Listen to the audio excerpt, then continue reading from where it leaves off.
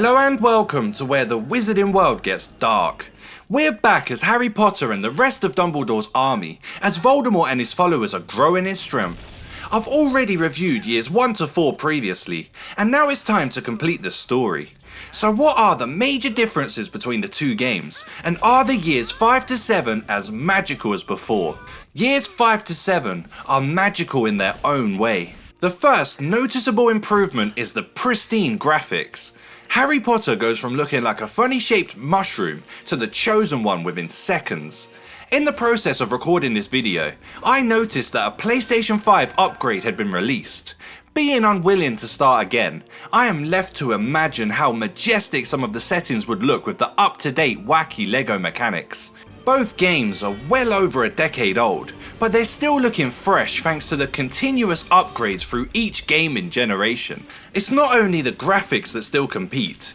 Being a PlayStation 3 game to begin with, you'd expect LEGO Harry Potter to have become unplayable by now, but that simply isn't the case. Yes, there are still some incredibly frustrating moments. Moving the bricks is torturous at times when you have to be precise, and when a room doesn't have split screen, the scene in my living room with my wife is like Dumbledore arguing with the Minister for Magic. Crazy. There are some other major improvements. Flying on a broom feels electrifying, and you no longer have to use the buttons to change to the spell you require for a certain activity. The tasks are similar to the previous game, but completing them is far easier. Picking up where we left off. Some things never change. It felt great to be back in the wizarding world of Harry Potter once again. Years 5 to 7 start with Harry being able to use many of the same spells as before, but you soon lose them. You must progress through the levels to earn spells like Reducto back, which does feel a little jarring. Thankfully, there are pleasant additions like Ron's Deluminator, given to him by Dumbledore, and Luna's magical glasses, which allow her to see invisible objects. Once you gain some momentum, the early disappointment is quickly forgotten, and you find yourself in a world of fun. Talking of a world of fun, some of the settings in years 5 to 7 are stunning. The underground world of the Ministry of Magic is, well, magical. It's such a lively place full of energy and coins. Then there is the wilderness around Hogwarts that you explore with Luna, and the terrifying cave that Voldemort's Horcrux necklace is assumed to be hidden in. There are so many new environments that it's often difficult to concentrate on collecting everything. It feels harder to achieve true wizard in the second game than in the first, and maybe that's why. The mission is to defeat Voldemort and save the wizarding world. The creativity in LEGO games is matched only by the very best games like Little Big Planet and It Takes Two. Some ideas work wondrously well, while others can fall a little flat. The water missions fall into that category. They're easily my least favourite levels.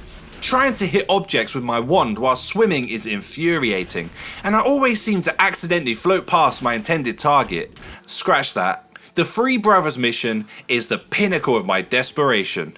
I always seem to die. On this occasion, I didn't do too badly, but I was riddled with anxiety throughout the process of safely completing each activity. The further you progress into the game, the more you have to fight in a ridiculous number of mind-numbing duels. During the last film's levels, Hogwarts is in a state of panic. This is courtesy of Voldemort and his oncoming army attacking the pupils in search of Harry Potter. Death is in the air as the fighting starts, but while the majority of the previous deaths are incredibly childish, Snape's is brutal. The poor man is massacred by the giant snake Nagini. In the final mission, one player is required to hold Voldemort in Priori Incantatem, while the other explores the grounds for collectibles. The poor soul spamming the button is locked in a hopeless task, but once Voldemort is defeated, the levels are complete. Now for the satisfying aspect of LEGO Harry Potter. Once all the missions are complete, it's time to collect everything. There are nowhere near as many collectibles scattered around Hogwarts, so you have to search all around London and the countryside. The first thing to do is make sure that you've unlocked and bought the specific characters required to complete all of the activities. This would be easier if the shop in years 5 to 7 wasn't so long-winded.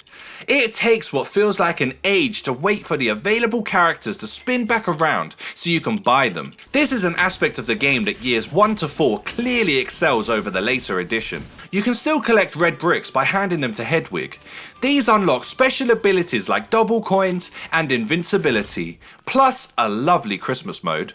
It helps if you turn them on in the pause menu though, which I foolishly didn't. I was also totally lost, but thankfully I had my wife with me who knew exactly where she was going. There certainly are two different types of players who play LEGO games. We decided to search Nocturne Alley before proceeding to complete the free play missions, when we found ourselves in a nightmare. I'd completely forgotten about the surreal level where you have to smash every possible item until you reach 1,000,000 coins. It was a suffocating experience, yet oddly satisfying at the same time. All I'm saying is, at least the first game's bonus levels had some variety. Is LEGO Harry Potter years 5 to 7 as magical as years 1 to 4?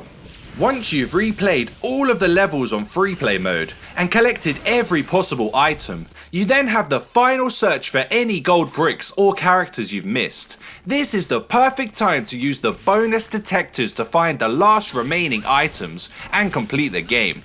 All LEGO games have the same main ingredient: fun. There is something strange about the addictive nature of collecting every single item available, but I find myself having to complete the game every single time I load it up. Only certain activities can make me feel that level of obsession. The LEGO Harry Potter games are just the perfect family experience. There is still no greater feeling than playing a LEGO game with your co-op buddy and seeing that 100% symbol flashing on your screen. Years 5 to 7 improves on years 1 to 4 in some areas like graphics and gameplay, but has also lost some of its simplicity. Either way, both games certainly flow with the same wonderful magic, and I know for sure that this isn't the last time I'll be completing them.